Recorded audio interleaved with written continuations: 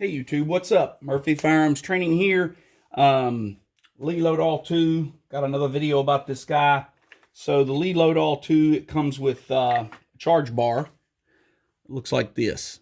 Big hole, little hole. And the little hole, there's a 0.180 cubic inch. That is a powder bushing, and that goes on the left. Slide it in there so you can see what bushing you got in. And then these bigger bushings slide into the hole on the right.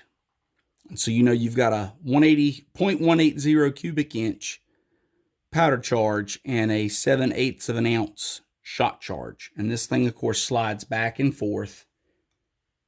Powder, shot for every load. Okay.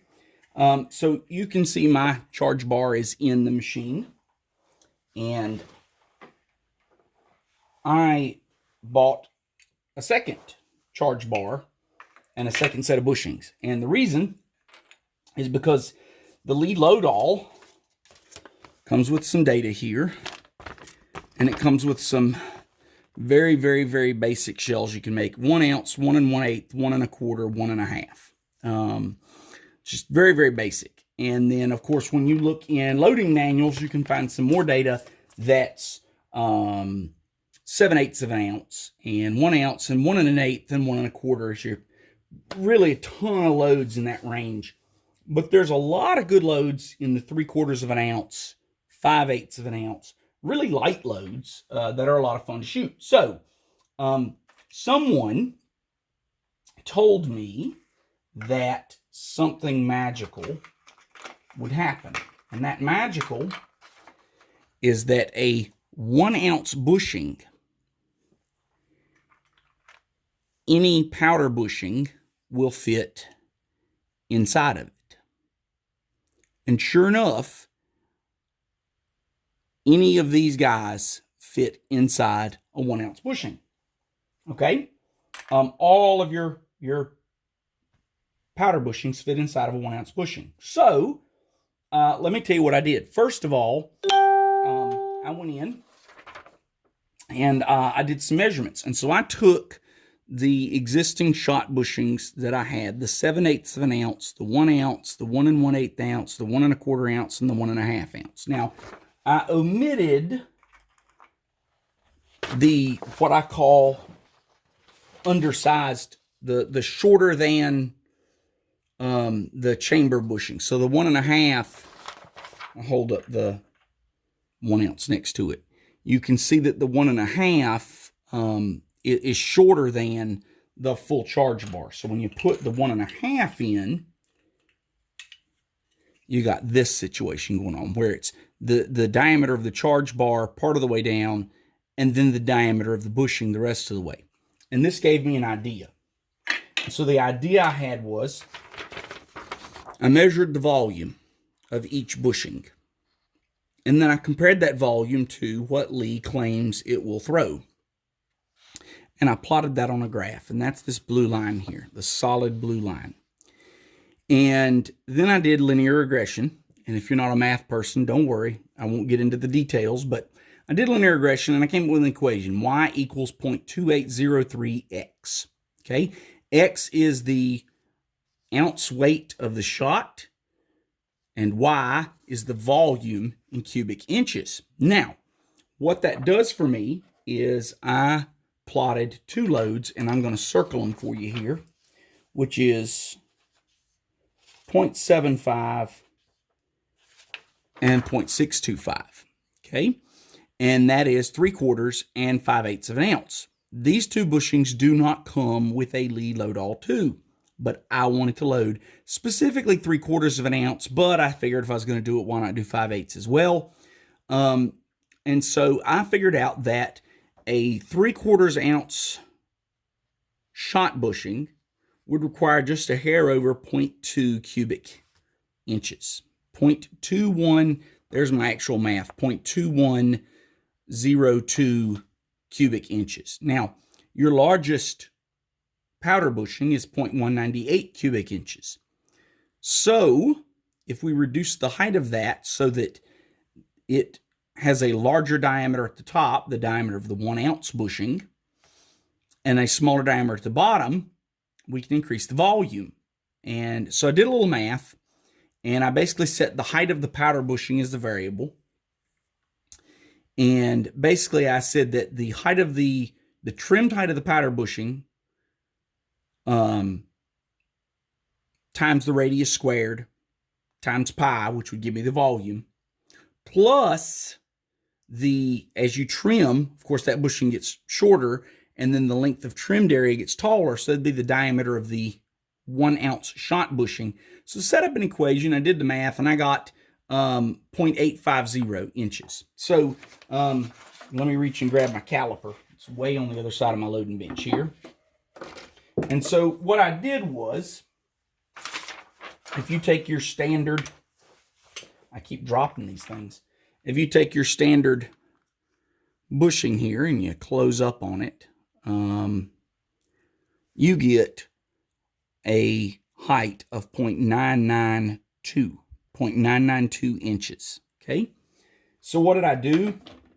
I cut this piece off. I actually filed it. I sawed it at first, and then I finished the corners off and filed it nice and flat. So I filed this to be just a cylinder, and then I put this in a vise with some soft jaws, and I filed the top down to 0.850 inches. And it's important to know that I started with a 0.198 bushing, because a 0.198 bushing, to get to 0.210, you make this a little shorter, voila, you're there. Okay, so you don't want to start with a much, much smaller bushing. You want to start as close as possible.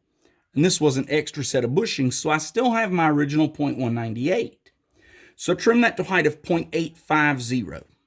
Okay, and then for the 5/8 of an ounce, I started with the 171 bushing, and I did the math, and I need a volume of 0.175. And so I trimmed just a tiny bit off of a 171 bushing. I trimmed it to a height of 0.953. So from 992 to 953. And the 3/4 of an ounce bushing is actually in my press right now. And I'm going to zoom in and show you what I did. So you see here where it says the word custom. So I filed off the 1 ounce and I put the word custom. And so I know that that's not a standard shot die, but it is instead my homemade job. So anyway, so I've got my original 1 ounce shot bushing here. So here's my original 1 ounce shot bushing. And here is my 5/8 of an ounce custom bushing. And I just engraved on it 5/8 of an ounce with a little engraver. And the way you do this, folks, I mean, you just literally put this in a vise and file the top until you get it to 0.95, whatever number I gave you earlier, 0.953. File a few strokes, measure. File a few strokes, measure. Voila. Now, take this. Here's the 1 ounce shot bushing. Here's my custom 5/8 ounce shot bushing. Get it started. And then I'm going to just angle my camera here for you. Put it on the table. And push down. Voila.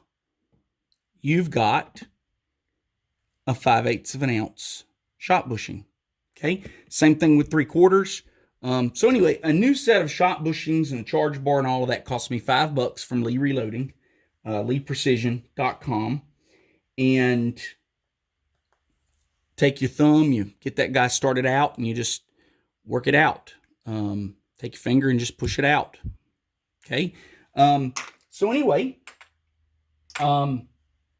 did the math, trimmed those up, ordered my $5 set of bushings, came with a new charge bar, came with all these other bushings in case something happens to one of mine, and if anything happens to the ones that I've cut up, I'll order another set for $5. They're pretty cheap. And so anyway, if you're interested in how to do this, I'll tell you again. A 3/4 of an ounce bushing is a 0.198 trimmed to a height of 850, 0.850 inches. And a 5/8 of an ounce is a 171 trimmed to 0.953. And the original height should measure 0.992. Now, are these exactly 5/8 and 3/4 of an ounce? No. As a matter of fact, they're pretty much identical to the 7/8, the 1, and the 1 1/8, that they tend to throw a little low.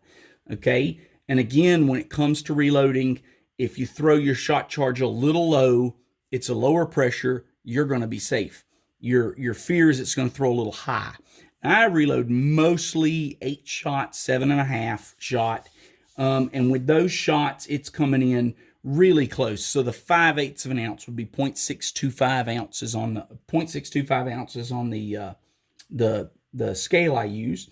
And it's coming in like 0.618, 0.619, 0.620. If I do the same thing and I measure with number 6 shot, which is a little bigger, it comes in a little lower. And so the idea being that probably for number 9 shot, my math is dead on, and all of Lee's factory dies are dead on. And then for number 8, it's a tiny bit low. For number 7.5, it's a little lower. For number 6s, it would be even lower. And if you go up to like number 4s, I think it would be even lower still. And of course, if you have to have that exact 1 ounce charge, you're going to weigh your charges, you're going to adjust. But for those of us who just, it's close enough, your Lee stuff's always going to come up low, and you're always going to be safe. And that's kind of the thing I like about the equipment. And at some point I may get into shotgun loading enough that I upgrade this baby here and go with a $200 or $300 loader, which gives you a lot more choices for powder bushings. It gives you a lot more choices for shot bushings.